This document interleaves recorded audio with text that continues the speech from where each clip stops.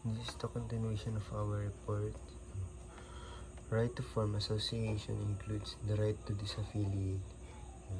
In Foxshell Labor Union versus Bureau of Labor Regulation 137 SCRA 42, the right of labor union to disaffiliate from the federation was held to be a part of the right to association.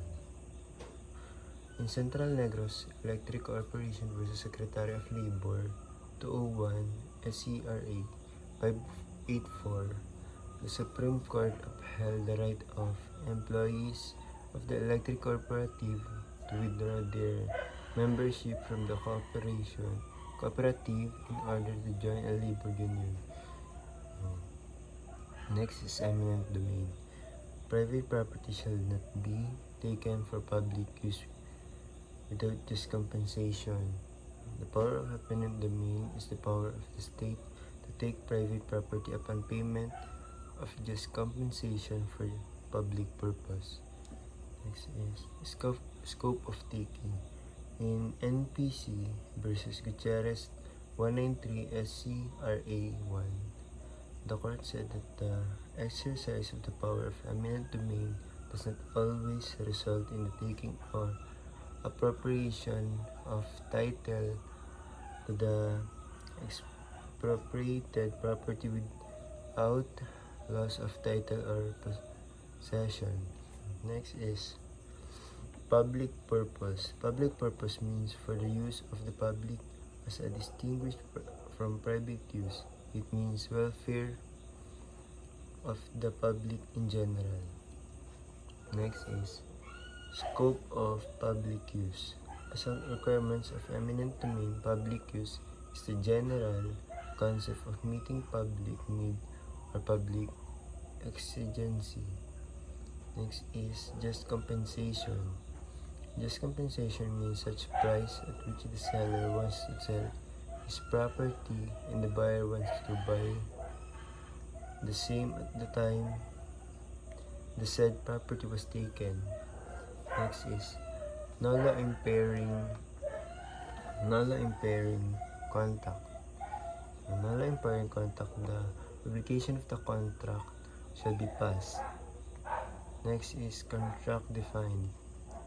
A contract defined is a meeting of minds between two persons whereby one blind himself with respect to the other to give something or to render some service. Art 1305 RA 386. This is the importance of the right. The importance of the rights. Transactions among people are made reliable through contract by and between or among themselves. Limitation of rights. The contracting parties may establish such stipulation clauses, terms, and conditions as they may deem convenient, provided they are not contrary to LA morals and good customs, public orders, or public policy. Art 1306 RA 386. Free access to the court. Free access to the court and quasi-judicial bodies and adequate legal assistance shall not be defined to any person by reason or poverty. Sec. 11.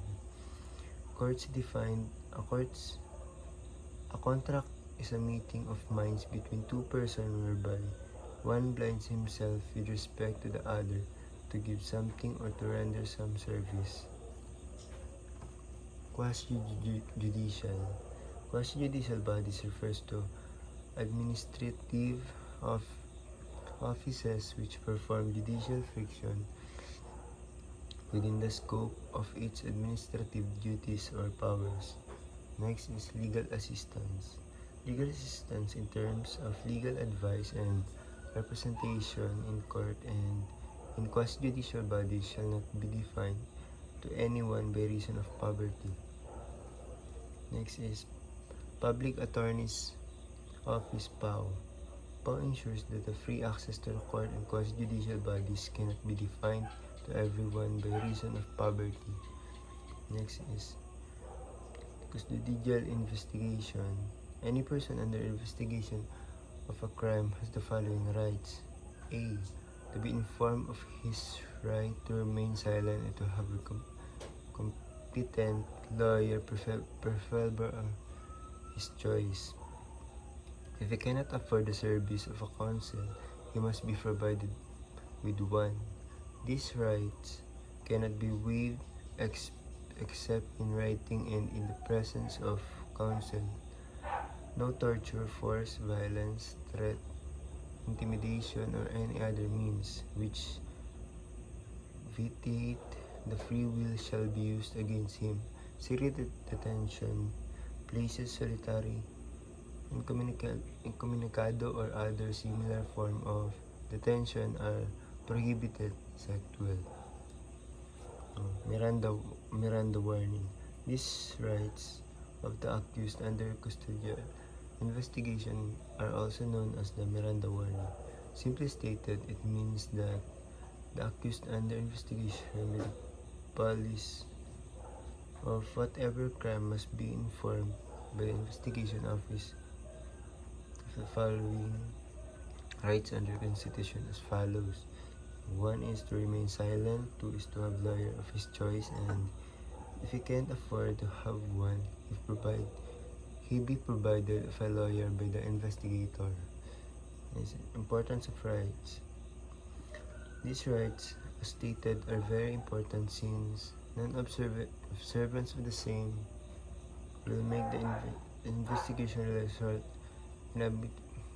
inadmissible in the evidence. Next is presence of a lawyer. The presence of a lawyer is during the custodial investigation is necessarily at the least in the beginning.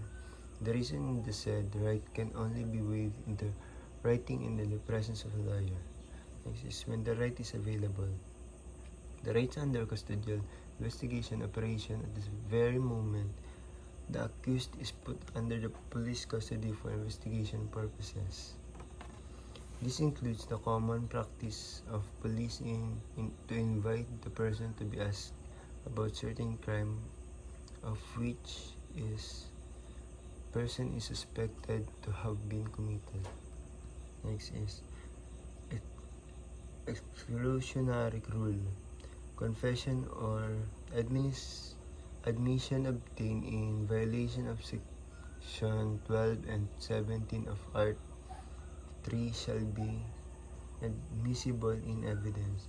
Confession is a declaration made voluntarily and without compulsion or inducement by a person acknowledge that he has committed or participated in the commission of a crime. Next is fruit of poisonous tree. In People vs. Alicando 251, SCRA 293, the Supreme Court declared that we have also adopted the libertarian inclusionary rule known as the fruit of poisonous tree. According to these rules, once the primary source tree is shown to have been unlawful obtained, any second or derivative evidence or fruit derived from it is also inadmissible. Next is right to bail. Right to bail expect when the crime is a capital offense and when this is strong evidence against him, excessive bail shall not be required. Sec. 13. Bail defined. Next is bail defined.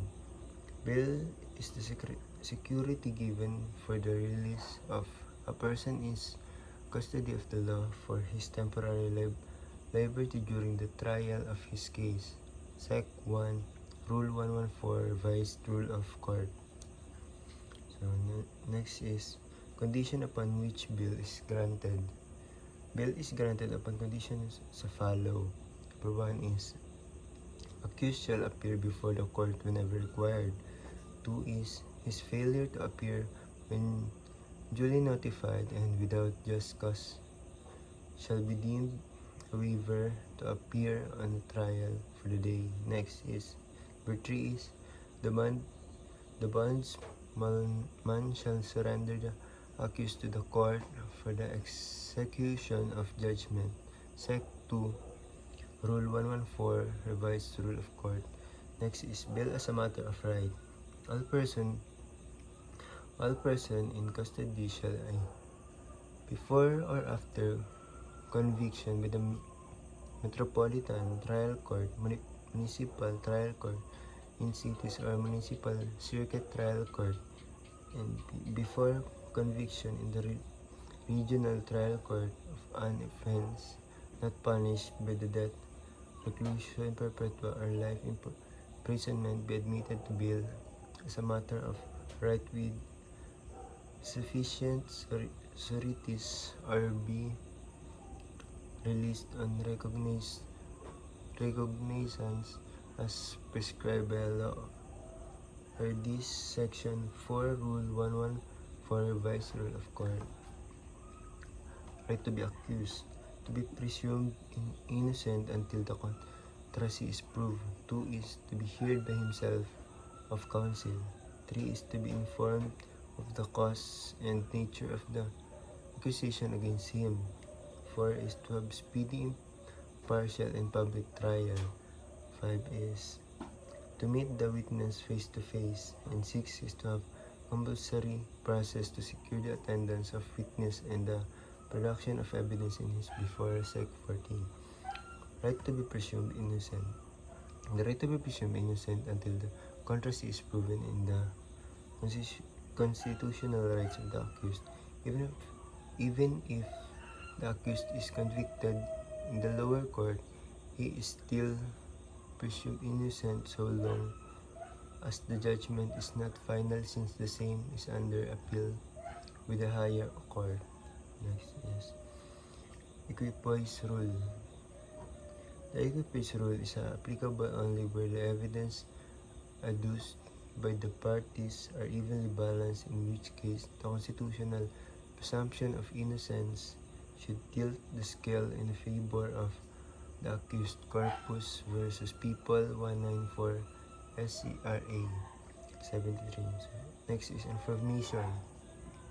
Information is fatally defective when it is clear that it does not result, charge an offense, or when an essential element of the crime has not been sufficiently alleged. People versus Posada 667 SRA 700. Next is right to have speedy and public trial. Justice delayed is just denied, hence speedy trial in the made the constitutional right of the accused. Impartial trial means that the judge trying the case must not be biased to any party litigant, since partially of the court during trial deprive the accused of his right due to process of law. Speedy trial. Next is the speedy trial. The Supreme Court has consistently ruled in a long line of cases that dismissal of the case pursuant to the right of the accused to speedy trial is tantamount to an acquittal. People versus Villarreal 664 SCRA 519. Next is impartial court tribunal. An essential element of due process is hearing before an impartial court tribunal. However, to disqualify a judge on the ground of being biased, the movant must prove such bias of a clear convincing evidence. Failure to adduce extrinsic evidence to prove that respondent judge was motivated with malice or bad faith when she issued the assailed ruling, the same is held in order. Webb versus People GR number 127262, July 24, 1997. Next is right of confrontation. This is also the right of the accused to meet the witness against him face to face. This is the right of the accused to cross-examine the witnesses against him so as to test the veracity of his testimony. Otherwise stated, this is the right of the accused to confrontation. Next